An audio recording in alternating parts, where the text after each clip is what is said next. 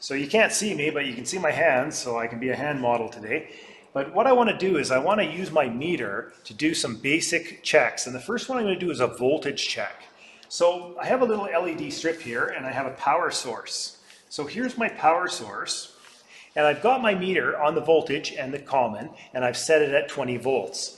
I'm going to check my power source just to see what I'm getting. So I will just go like this, and I'm getting 12 volts, which is great. Now I have an LED here that I'm going to hook up, and we'll see if it lights up like it's supposed to. And it doesn't. So this is an LED, it's a light emitting diode, and diodes only put electricity in one direction. So if I re-look at this, I see I have my red to my black and my black to my red. So chances are I have the wrong polarity on this diode.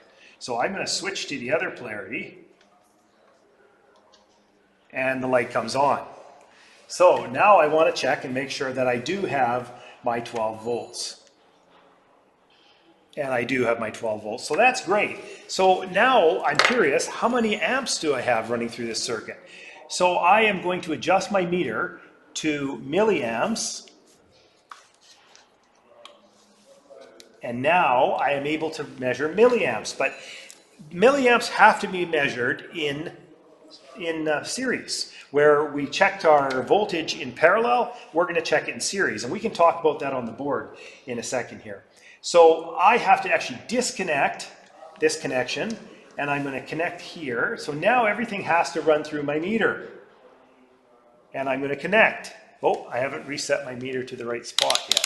So I have to go down to the milliamps right there, and I should be able to connect this. The light comes on, and I'm using 22.2 milliamps, which is 0.022 amps to run this LED.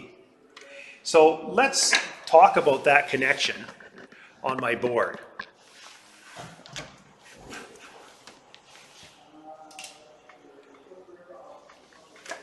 So we have our power source, we have our LED, and I missed there, put the little arrows in, show it's an LED, and then it goes back to ground. So when I hook my red to here and my black to here, I have made a parallel circuit, and then my meter read 12 volts. I could do it across the LED as well and get 12 volts. So these are in parallel. The circuit is still there and it's still functioning. Now, when it's time to measure amperage, you have to measure amperage in series. So let's get rid of our parallel connections with our voltage. So in order to check this LED, we have to break this connection here and put our meter in.